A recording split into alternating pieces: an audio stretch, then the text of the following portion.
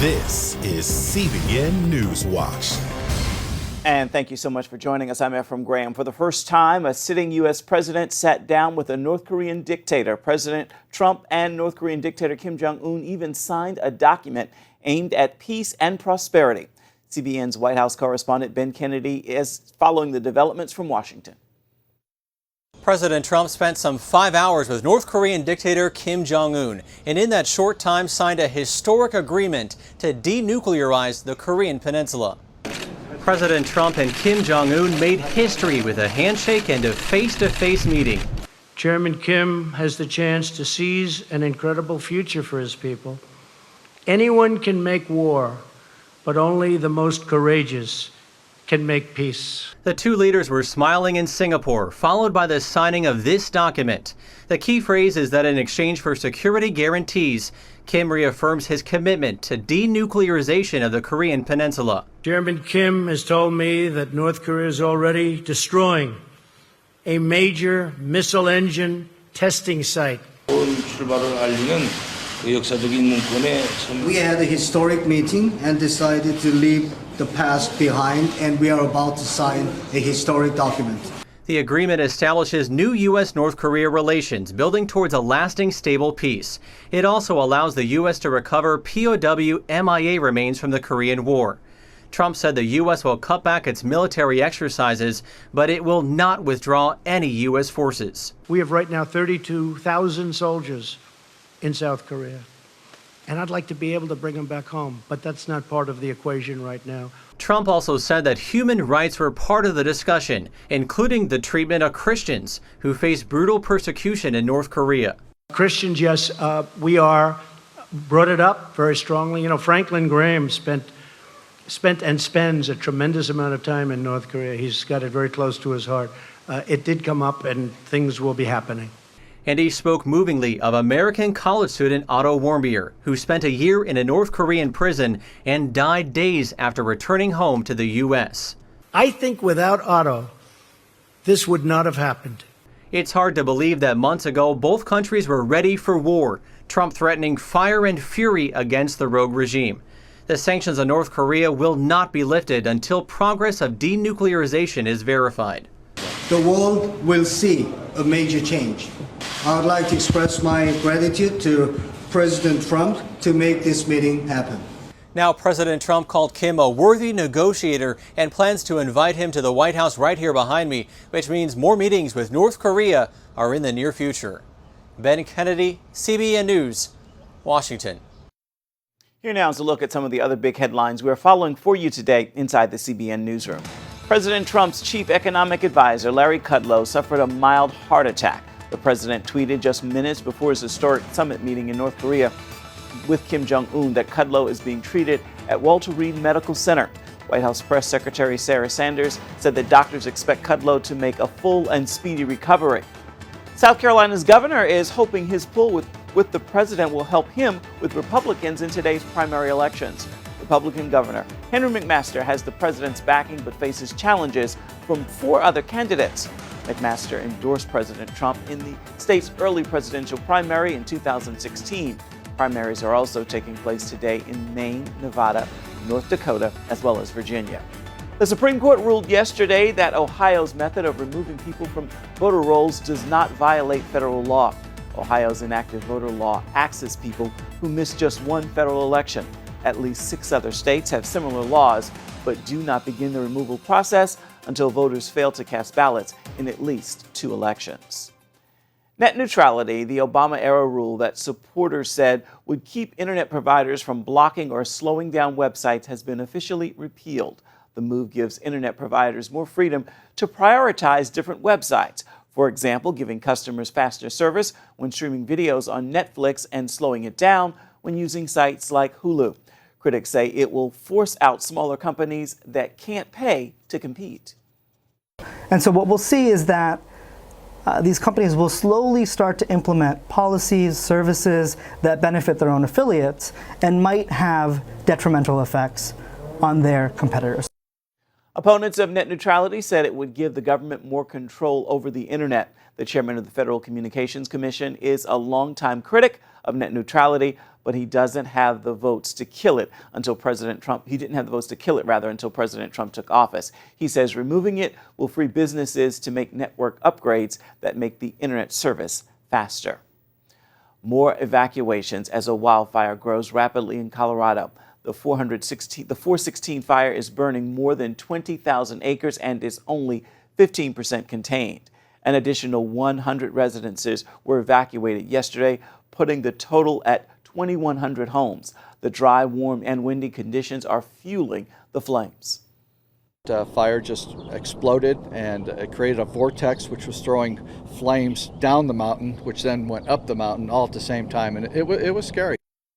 More than 800 fire personnel are working to combat the blaze. Nearly 400 residents remain under a pre-evacuation notice. So far, no structures have been lost. Children under the age of 2 are eating too much sugar.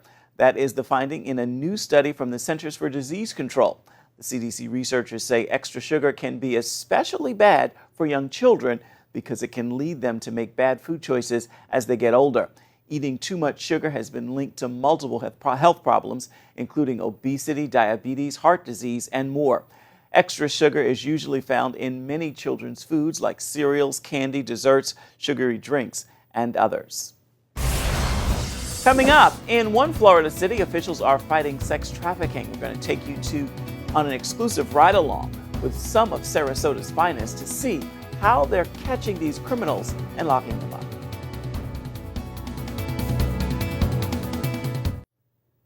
In Nevada, a coalition of faith groups and anti-sex trafficking activists are pushing to get 2 anti-prostitution measures on the November ballot.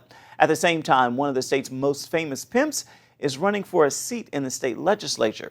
Dennis Hoff owns about 6 brothels in Nevada and believes it is, quote, awful for people to try and change that culture. Nevada is the only state that allows for legal prostitution. Today, about 20 brothels are operating in the state. The referendum would ban brothels in 2 of 7 Nevada counties. In Florida, government officials are trying a different way to slow down the sex trade. They're going after customers on the street and online, and then hitting them with stronger penalties. Our Heather Sells rides along with police in Sarasota on one of these sting operations. Posing as a woman for sale, this undercover cop attracted 2 buyers within minutes. Black Nissan Altima is very interested. He's pulled over. She also has a white Benz interested. No competition. She's walking up to the black Altima. No tint, facing west. Hey, what's going on? How are you? How are you doing? Good. What you doing? And for the next couple of hours, a steady stream of customers hoping to trade money for sex kept these 2 undercover officers very busy and led police to a series of arrests. You guys 1074 on a stop. Sarasota is one of more than 1,000 cities taking these bold steps. They find that reverse stings, where cops target so-called Johns, are extremely effective. Kinsey Pentecost works with trafficking survivors here and sees how the reverse stings help. It's been a complete turn in how they deal with demand. They used to let them go, let them be a little easy on them. Now, no way. They say this is not going to happen in our city. Research shows that going after customers can reduce prostitution by as much as 75%. One strong deterrent is hitting their wallet. In Florida, authorities multiplied the $500 penalty for soliciting a prostitute times 10. When the $5,000 fine came into effect, we saw a very large increase in actual trials. Another effective strategy, sending these Johns to school. A one-day class emphasizes direct consequences, like STDs, as well as the suffering of trafficking victims. If you see a survivor of prostitution or trafficking come in and explain that, why they were doing it and how they were forced into it, it humanizes them so they're not an object just for sex. Like many communities, Sarasota doesn't stop with just fines and a class for those arrested. It impounds their cars. It publishes press releases with their pictures and even sends a letter home. Addressed to the car's owner, it states that someone in the car was interacting with a prostitute. Experts say men fear this social shaming far more than other penalties. A lot of times they're married and wives see it, and we know putting them in the paper, social media, putting them in jail. I mean, those are things that people take serious. Sweden first developed the concept of punishing the buyer while rehabilitating the victim instead of punishing her. Canada and France have adopted the model, and the U.S. is well on the way. Anti-trafficking leader Benjamin Kudlow is a strong believer. How you define prostitution will determine your laws regarding it, okay? So Sweden goes, no, this isn't about girls choosing this and making money the easy way. This is a system of violence and exploitation. They come up with the right formula for legislation. It eradicates sex trafficking in their nation. The U.S. is learning more about those who buy sex. A joint effort between the National John Suppression Initiative and law enforcement has led to the arrest of more than 6,000 buyers in 6 years. More often than not, they're white, college-educated, married, and middle-aged. CBN News found out firsthand they can also be desperate to evade the law. One of the buyers pulled into this hotel to meet an undercover female officer. But as police moved in on him in the parking lot, he took off. All right over the curb. We watched as the buyer fled down the street. Later, police found his abandoned car in a nearby neighborhood. No sign of the suspect anywhere. At times, police here feel their work is just a drop in the proverbial bucket, as the demand for sex goes on 24/7. But if research and results are any indication, these tactics are helping reduce the horror of human trafficking in significant ways. Reporting in Sarasota, Florida, Heather Sells, CBN News. Still ahead, the incredible discoveries that are bringing the stories of the Bible to life. See how treasures and artifacts are solving mysteries thousands of years old. We've got that story for you when we return.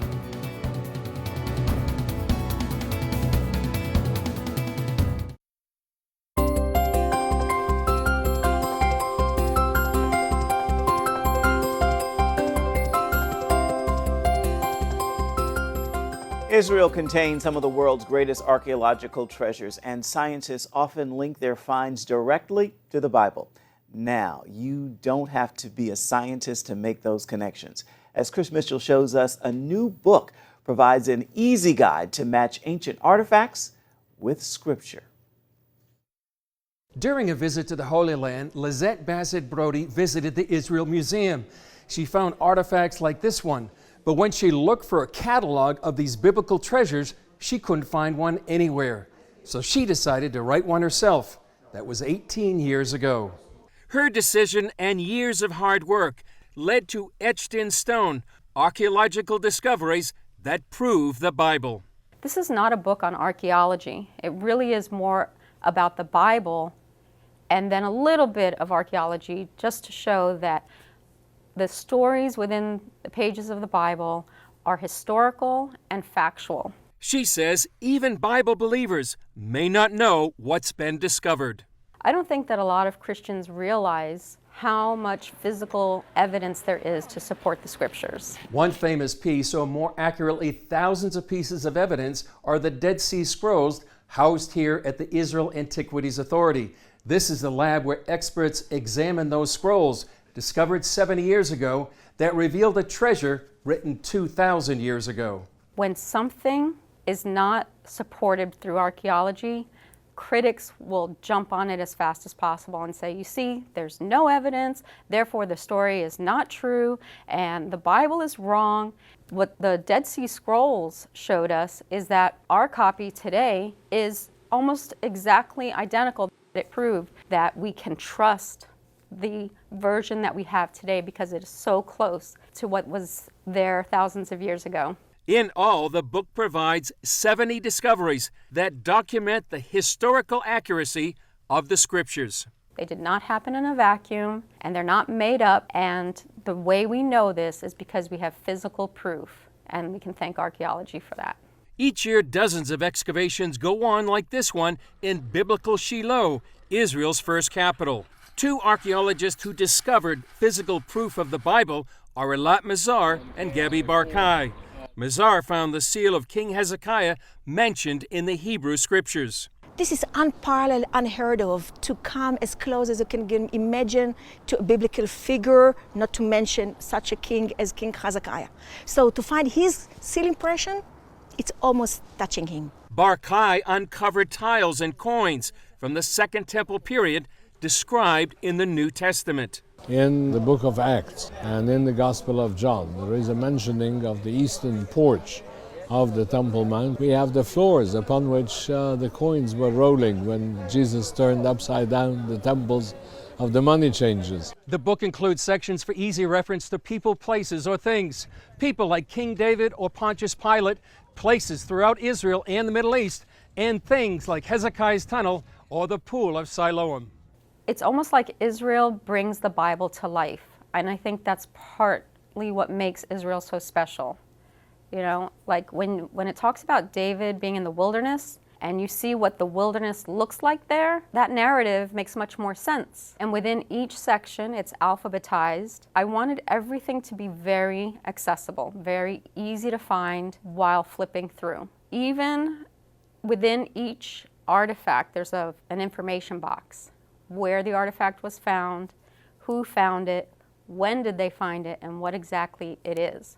Bassett Brody feels it's a great witnessing tool for both doubting Christians and skeptics. When we talk about the Bible, it's so abstract to many people. But anytime you have physical proof, it's going to support what you're saying. And archaeology is the same way. Now that there's physical evidence, I think it makes the best witnessing tool of all, because you can't really question something that's sitting right in front of you that you can see with your own eyes. She also hopes the book will bring the Bible to life. That was one of my goals, that if they read this book, or even parts of the book, they're going to walk away with something, having learned something about the Bible, about God, about Jesus. Chris Mitchell, CBN News, the Israel Museum, and Biblical Shiloh. So beautiful to see the Bible come to life in those artifacts. Stay with us. There's much more CBN NewsWatch coming up, and it's coming up right after this.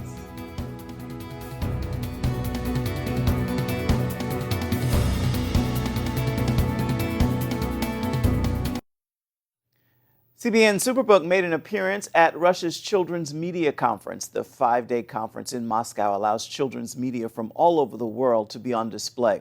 CBN had the pleasure of hosting a Superbook booth and a presentation to more than 150,000 visitors. Children and their parents were able to learn about the gospel through the presentation, episode screenings, and meeting with the Superbook character, Gizmo. Well, right now, it is time for your Tuesday Tweetable, and here's a message I hope will bring you hope, and I also hope you will post, tag, tweet, and share this message with others. Are you breathing? Well, the very breath in your body is a living sign that God is not finished. He is breathing life into your situation, no matter how dead that situation may seem. The fact that you are breathing means that God is still alive and well, and He's got work for you to do. So allow Him to do just that. That is going to do it for this edition of CBN NewsWatch. We thank you so much for your company. We'd like to remind you right now that you can always get more of our exclusive coverage of the issues you care most about at cbnnews.com. That is where the news continues 24/7.